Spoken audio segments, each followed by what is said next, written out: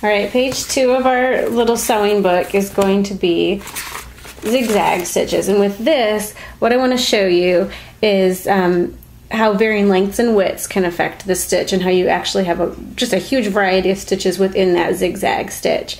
So we're going to do one column of all stitch lengths of 0.8, so a very, very short stitch length, shorter than the one that we did on the last page. And then a stitch length of 1.4 and a stitch length of 3. And then as we go through those, we're going to have our width be 3.5, then 5, then 7. And so in this little square, I have 9 different stitches happening.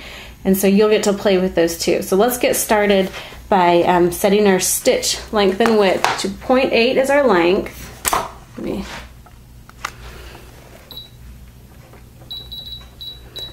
And that's going to be on this dial, this furthest dial probably on your machine.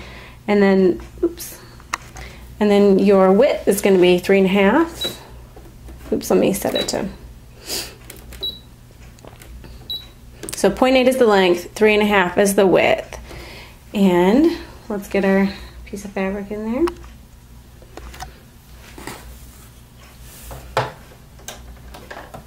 And make sure your threads are going to the back of your machine.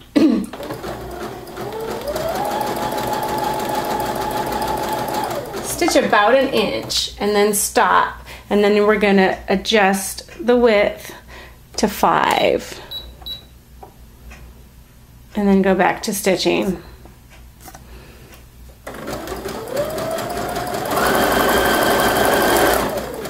After you've stitched about another inch, I'm going to go up and adjust our width.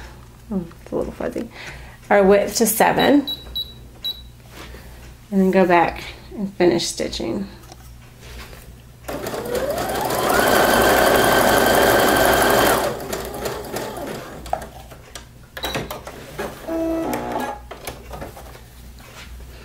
All right, and now we've got the same stitch length all the way down, but 3 different widths. These shorter stitch lengths are going to be super useful for things like applique or anything where you need to just really sew a serious reinforcement stitch. When I attach elastic together, like if I'm sewing the waistband of a skirt, I use a very short and wide or medium zigzag stitch. So go ahead through the rest of your stitches as I explained in the in terms of lengths and widths as I explained earlier, and then I'll write it down on the page as well. And then you'll be able to attach your special 9 different zigzag stitches into your book.